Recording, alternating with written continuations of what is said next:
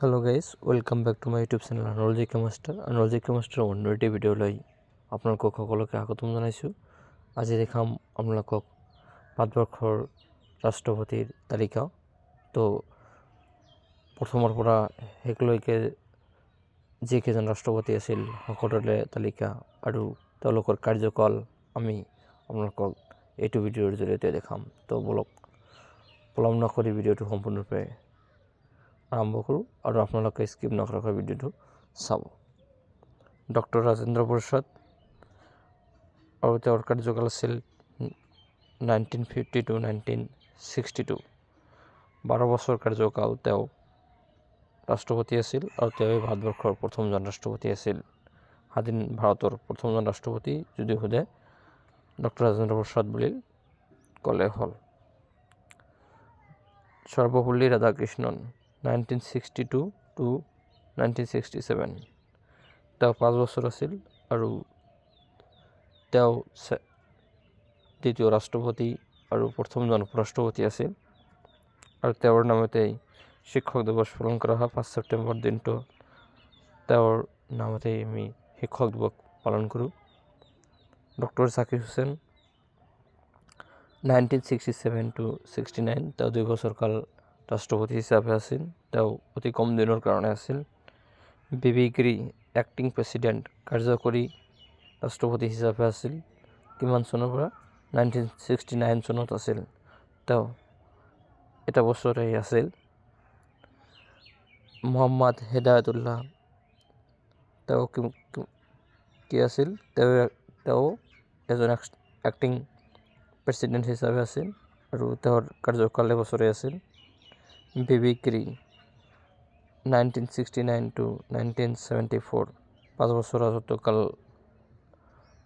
তেওঁ কৰিছিল। তেওঁৰ কাৰ্যকাল 5 বছৰ সম্পূৰ্ণ কৰিছিল বিবি গিৰি। ফখৰুদ্দিন আলী আহমেদ প্ৰথমজন অসমীয়া ৰাষ্ট্ৰপতি ভাৰতবৰ্ষৰ 1974 to 1977 লৈকে 3 বছৰ কাল তেওঁ ৰাষ্ট্ৰপতি আছিল। বাছাপ্পা ধানাপ্পা জাত্তি এক্টিং প্ৰেছিডেণ্ট কাৰ্যকৰী ৰাষ্ট্ৰপতি হিচাপে আছিল। কিমান বছৰ আছিল? এবছৰ আছিল। 1977 চনত বা 1977 চনত তেওঁ ৰাষ্ট্ৰপতি হিচাপে আছিল।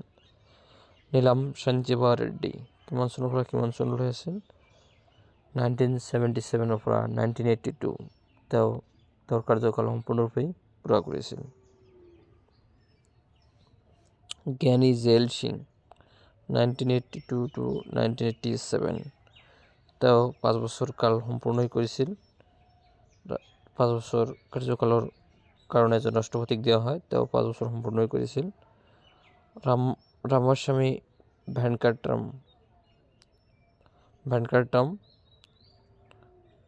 1987 to 1992। তেওঁ 5 বছৰ সম্পূৰ্ণ কৰিছিল। শংকৰ দয়াল শৰ্মা 1992 to 1997। তেওঁ 5 বছৰ সম্পূৰ্ণ কৰিছিল।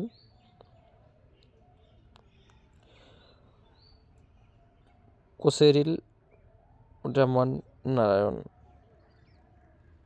1997 to 2002। তেওঁ 5 বছৰ সম্পূৰ্ণ কৰিছিল। তেওঁৰ কাৰ্যকাল সম্পূৰ্ণ কৰি শেষ কৰিছিল। APJ Abdul Kalam 2002 to 2007। তেওঁ 5 বছৰ ৰাজত্ব কৰিছিল। কাৰ্যকালৰ সময়খিনি সম্পূৰ্ণভাৱে কটাইছিল আৰু তেওঁক ভাৰতবৰ্ষৰ মিছাইল মেন, ভাৰত ৰত্ন, ভাৰতৰ বৈজ্ঞানিক আদি কৰি বিভিন্ন নামেৰে তেওঁক জনা গৈছিল।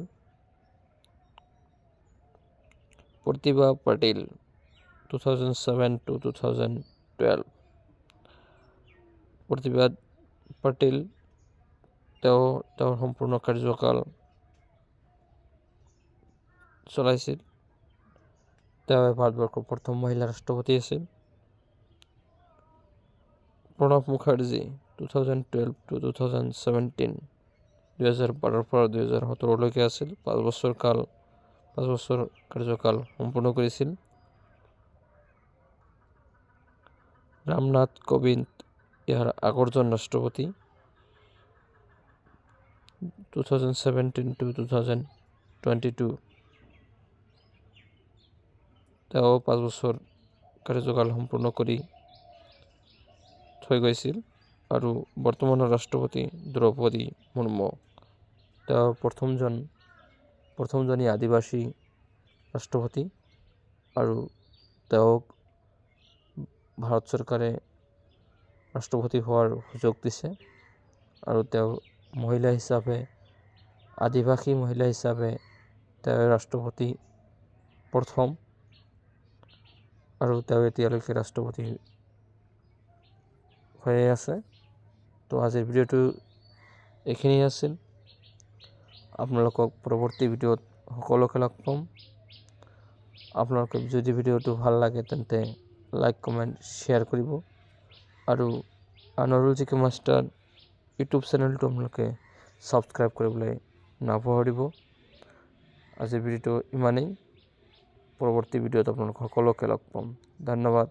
জয় অসম, জয় হিন্দ।